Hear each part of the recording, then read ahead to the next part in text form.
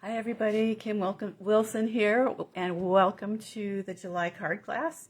So we're going to start out with our fun fold card, and as usual, all the monthly card classes, the PDFs are posted in the Say It With Color Paper Crafting private Facebook group, and this is guide 41, so our 41st group of fun card classes.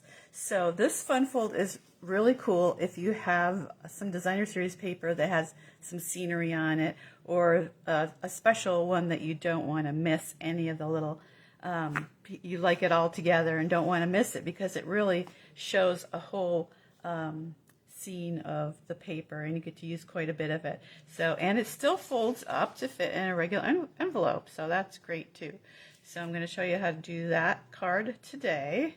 And let's start with our stamping first, just to get that out of the way. So we're going to stamp the little sentiment here, and also the back. So our little, we're going to have our little, instead of having an inside of the card, we're going to have kind of that little back piece there. So let me find my little tag here.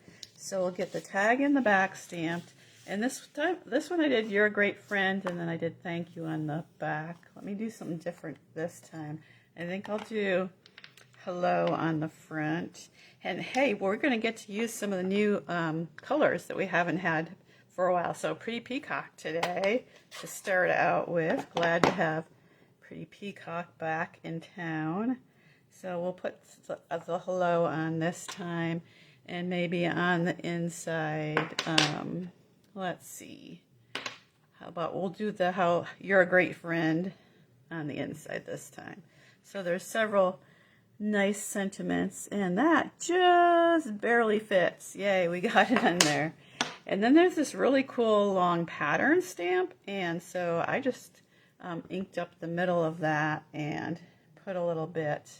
Let's see, how did I do that? A little bit at the top, a little bit at the bottom, just for a nice pattern for the inside, in quotes, whoa, of the card.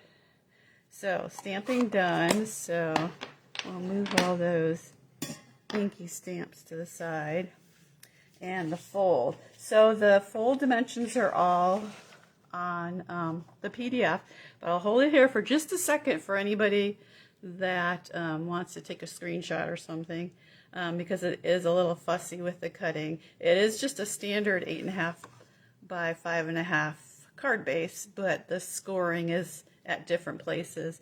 And then, of course, the cutting is going to be at different places. So if you have one of my kits, I just gave you the full piece of designer series paper. And we'll grab our paper trimmer here and get all the pieces cut and laid out. So, it's 7 by 5.25, but we're going to do the pieces, the cutting in order of the panels, just so that they line up nicely. Of course, I mean, they don't have to line up, but it's a nice little scene. So, and I'm not really even sure what's the top and what's the bottom. They all look really cute. Anyhow, this particular paper was, of course, designed by tearing paper, putting it together, and then photographing it. So it looks really three-dimensional and pretty cool. I think I'm going to do it this way. All right, so we're going to start with 1 3/4, and I'm going to lay all the pieces out so I keep them in order. 1 3/4, then 1,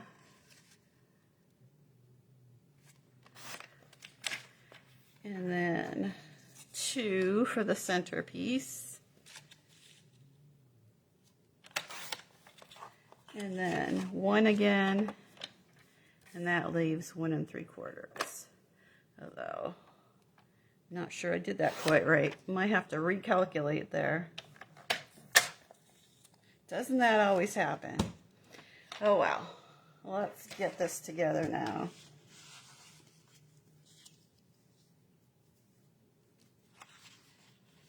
Okay, we're going to fold mountain, then valley, then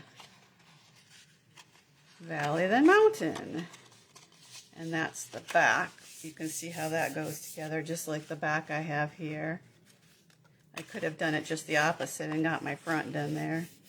But you can see how it folds really nicely to get in the envelope. Okay, so get my pieces on here.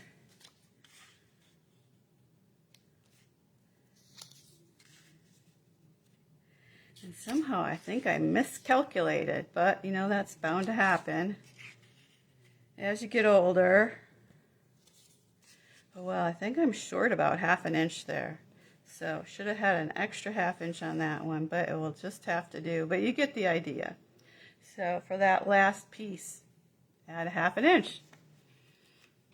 Okay, so we're going to start gluing the pieces on. Let me flip this one around. I did my sample correctly, but I may have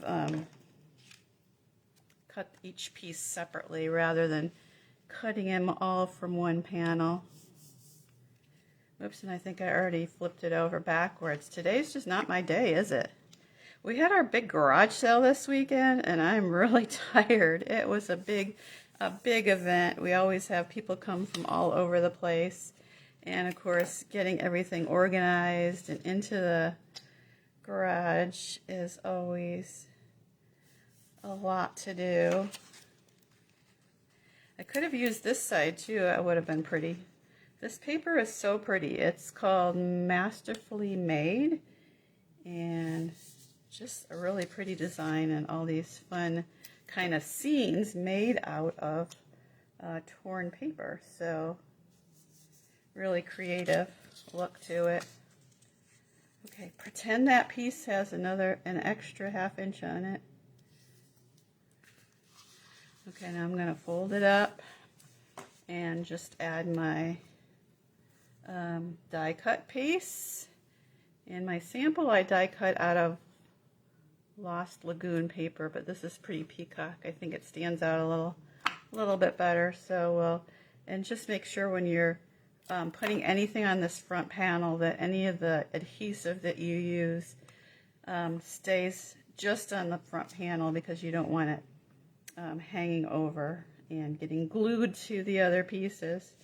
So, and then how about some dimensionals for the sentiment? And I've got the little mini dimensionals this time.